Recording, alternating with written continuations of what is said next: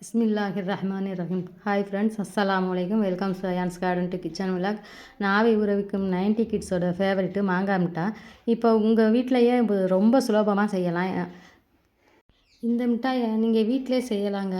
இது மட்டும் இல்லை, எந்த விதமான செயற்கையான ரசாயன கலர்களை சேர்க்காம இயற்கையான முறையில் கலர்கள் சேர்த்து அது ஆரோக்கியமாகவும் செஞ்சுருக்கிறேன். இதில் ஒரு டேஸ்ட்டை கூட்டம் இன்னும் அதிகமாக இருக்கிறதுக்கு இதில் ஒரு சின்ன டிப்ஸ் இருக்குதுங்க. அதையும் முழுசாக பாருங்கள், வீடியோக்குள்ளே போகலாம். இப்போ பாருங்கள், நான் 4 மாங்காய் இந்த மாதிரி உருண்டை மாங்காய் எடுத்து வச்சுருக்கேன். நீங்கள் எந்த மாங்காய் உங்களுக்கு கிடைக்குதோ அதே மாட்டம் நீல மாங்காய், உருண்டை மாங்காய் இப்படி எது வேண்டாலும் எடுத்துக்கலாம். எடுத்துகிட்டு அதை சுத்தமாக கழுவிட்டு இந்த தோலெல்லாம் நல்லா நம்ம சீச்சு எடுத்துடணுங்க. இங்கே பாருங்கள், நல்லா இந்த அத்தனை மாங்காயிலையும் நல்லா தோலை சீச்சு எடுத்துடணும். இதில் நம்ம சேர்க்க போகிறது இயற்கையான அத்தனை பொருளும் இயற்கையாக சேர்க்க போகிறோம். ஏன்டா இதுக்கு கலருக்காக எந்த ஒரு செயற்கையான பொருளும் நம்ம சேர்க்கலை. இது நம்ம பசங்களுக்கு கடையில் கண்ட பொருள்களை வாங்கி கொடுத்து நம்மங்கிறத விட நம்ம வீட்டிலே ஆரோக்கியமாக அப்படி செஞ்சு கொடுத்தா இன்னும் நல்லா டேஸ்ட்டாக இருக்கும். இந்த பாருங்கள், நல்லா நான் எல்லாத்தையுமே நல்லா கட் பண்ணி சின்ன சின்ன துண்டுகளாக பீஸ் போட்டு வச்சுக்குவோம். ஏன்னா நம்ம இதை நான் இப்போ அத்தனையுமே சின்ன சின்ன பீஸுகளாக சேர்த்துட்டு மிக்சியில் போட்டு நல்லா மாவு கூழ் மட்டும் அடிக்க போகிறேன். இங்கே பாருங்கள், அந்த மாங்காவுடைய விதைகளை மட்டும் நம்ம எடுத்துருவோம். எடுத்துட்டு இந்த பீஸுகளையெல்லாம் நல்லா சின்ன சின்ன பீஸாக கட் பண்ணி வச்சுருக்கோம். இதில் நம்ம கலருக்காக நான் எக்ஸ்ட்ரா என்ன சேர்க்க போகிறேன்னா, நான் இந்த பாருங்கள், பீட்ரூட்டு தாங்க சேர்க்க போகிறேன். இந்த பீட்ரூட்டு நம்ம சேர்க்கையில் நம்ம இந்த கலருக்காக எந்த ஒரு கெமிக்கல் சேர்ந்த கலர்களோ கடையில் வாங்கின கலர் எதுவும் சேர்க்க வேண்டிய அவசியமே இல்லைங்க. இந்த இயற்கையாக நம்ம இதில் சேர்க்கறதுனால நம்ம பீட்ரூட் நல்லா கலர் கொடுக்கும், உடம்புக்கு ஆரோக்கியமாக இருக்கும். குழந்தைங்களுக்கு நம்ம எந்த ஒரு பயமும் இல்லாமல் கொடுக்கலாம். இப்போ இதை 2 பகுதியாக பிரிச்சுட்டு நான் மிக்சியில் நல்லா மாவு மட்டும் கூலாக அடிச்சுட்டு வந்துடுவோம்.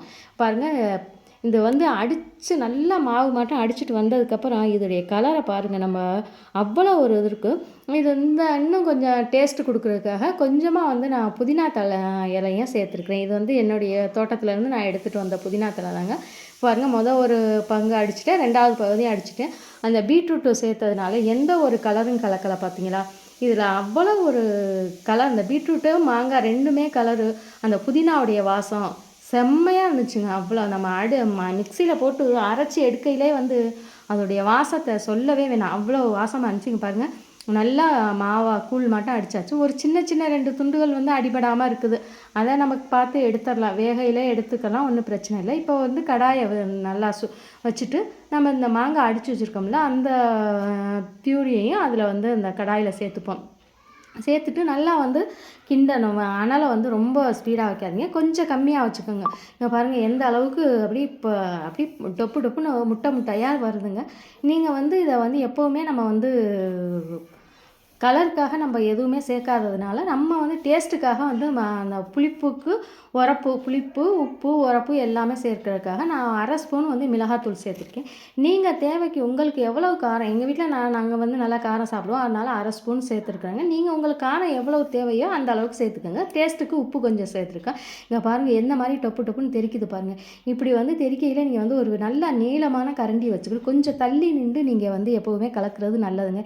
ஏன்னா நான் அடிக்கடி இந்த மாதிரி சூடு ஓடம் வாங்கியிருக்கிறேன். ஏன்னா இந்த மாதிரி டக்கு டக்குன்னு அப்படி தெரிக்கையில் நம்ம கையிலெல்லாம் பட்டுரும், வயிற்றுலாம் பட்டுருங்க. ஏன்னா நான் அடிக்கடி நெல்லிக்காய் லேகியம் செய்வேன். நெல்லிக்காய் லேகியம் செய்யையில் நிறைய எனக்கு சூடு விழுந்திருக்குது. இது மாதிரி அப்படி பபிள்ஸாக தெரிக்குது பாருங்கள். இது மாதிரி கையெல்லாம் நான் நிறைய சூடு வாங்கியிருக்கேன். அதனால தான் நான் உங்களுக்கு சொல்கிறேன். நீங்கள் கொஞ்சம் எட்டி நின்று நல்லா நீளமான கரண்டி வச்சுட்டு கலக்கிறது ரொம்ப நல்லது. இப்போ நான் 200 கிராம் 1.5 டம்ளர் ஜீனி போட்டிருக்கேன். அது 200 கிராம் கணக்கு வந்திருக்கு. நம்ம மாங்காயுடைய புளிப்பை பார்த்துட்டு நம்ம ஜீனி எவ்வளோ, நாட்டு சர்க்கரை வேணும்னாலும் நாட்டு சர்க்கரை சேர்க்கலாம், ஜீனி வேண்டாலும் ஜீனி சேர்க்கலாம்.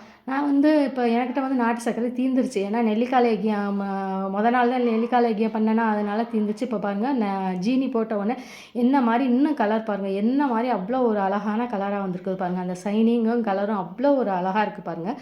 இதுக்கு நம்ம என்றைக்குமே ஒவ்வொருத்தன் இந்த கலருக்காக கேசரி பவுடர் சேர்ப்பாங்க, இல்லாட்டி கெமிக்கல் லிக்விடாக கலர் லிக்விட் ஏதாவது சேர்ப்பாங்க. நான் அப்படிலாம் சேர்க்கலை.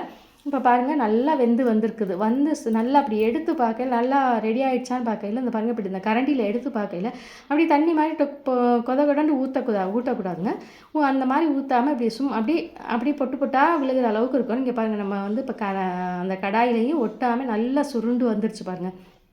இது மாதிரி வந்துட்டாலே வந்து இது ரெடி ஆகிடுச்சின்னு பக்குவம் ரெடி ஆகிடுச்சு. இங்கே பாருங்கள், நல்லா நம்ம அப்படி கரண்டியை வச்சு இந்த கடாயில் அப்படி விளக்குனோம்னாக்கா அந்த பாருங்கள் அப்படியே கடாயில் ஒட்டாமல் விலக்கி வருது பாருங்கள். இது தாங்க பக்குவம். இங்கே பாருங்கள், கரண்டிலையும் எடுத்து பார்க்கையில் பாருங்களேன், அப்படி கடந்து ஊற்றாமல் அப்படி ஒரு ட்ராப்பாக விழுகுது. இதுதான் அதோடைய பக்குவம். இப்போ ரெடி ஆகிடுச்சு. ஒரு தட்டு, நல்லா அகலமான தட்டு எடுத்துகிட்டு இதில் நெய்யோ அல்லது எண்ணெயோ ஏதாவது ஒன்று நம்மக்கிட்ட எண்ணெய் இருக்குதோ அதை எடுத்து நல்லா அந்த தட்டு ஃபுல்லாகவே தடவி வச்சுக்கலாம்.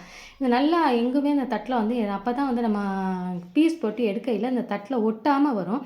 பாருங்க, நான் ஃபுல்லாகவே எல்லா இடமும் நல்லா தடவிட்டேன். நான் வந்து நெய் தடவலைங்க, எண்ணெய் தான் தடவினேன். நெய்யெல்லாம் தீர்ந்துருச்சு, எல்லாமே இனிமேல் வாங்கணும்.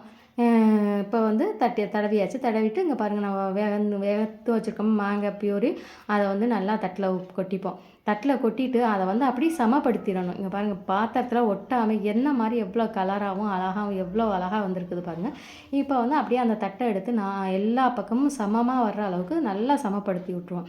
சமப்படுத்திட்டு இந்த அப்படியே இப்போ சின்ன சின்ன இதெல்லாம் இல்லாமல் இந்த கரண்டியும் வச்சு நல்லா சமப்படுத்திட்டு ஒரு 2 மணி நேரம் அப்படியே செட் ஆகுறதுக்கு அப்படியே ஆற விட்டுறணுங்க. நல்லா 2 மணி நேரத்துக்கு எந்த ஒரு டிஸ்டர்பும் பண்ண வேணாம். இது அப்படியே பாருங்கள், நல்லா அப்படியே இதாகிட்டுருக்கு. 2 மணி நேரம் ஆயிடுச்சு, நல்லாவும் செட் ஆகிடுச்சு. இப்போ வந்து நம்மளுக்கு தேவையான சைஸாக பீஸ் போட்டுக்கலாம். பீஸ் போட்டு எடுத்துகிட்டு பசங்களுக்கு நம்ம கொடுத்தோம்னா அவ்வளோ ஒரு டேஸ்ட்டுங்க. பசங்களும் அந்த உரப்பு, புளிப்பு, இனிப்பு, அதோடு மட்டும் இல்லாமல் நம்ம புதினா போட்டிருக்கோம், இந்த புதினாவோட ஃப்ளேவர் எல்லாமே சேர்த்து அவ்வளோ ஒரு டேஸ்ட்டாக இருந்துச்சுங்க. இதே போல் நீங்களும் மாங்காய் இருக்கிறப்ப இந்த சீசன் முடியிறவங்களாட்டி இது மாதிரி செஞ்சு வச்சுக்கோங்க. இது 6 மாதம் ஆனாலும் கெட்டு போகாதுங்க. ஃப்ரிட்ஜ்லேயும் போட்டு வச்சுக்கலாம், பாட்டிலில் போட்டு ஃப்ரிட்ஜில் வச்சுட்டோம்னா பசங்க வந்து எப்போ மிட்டாய் இதுன்னு கேட்குறாங்களோ அப்போங்க எடுத்து கொடுக்கலாம், நல்லா என்ஜாய் பண்ணி சாப்பிடுவாங்க. இதே போல் இன்னும் மாங்காய் ஊறுகாய், மாங்காய் தொக்கு இதெல்லாம் என் வீடியோவில் போட்டிருக்கேன், பாருங்கள். பாய் ஃப்ரெண்ட்ஸ், அஸ்ஸலாமு அலைக்கும்.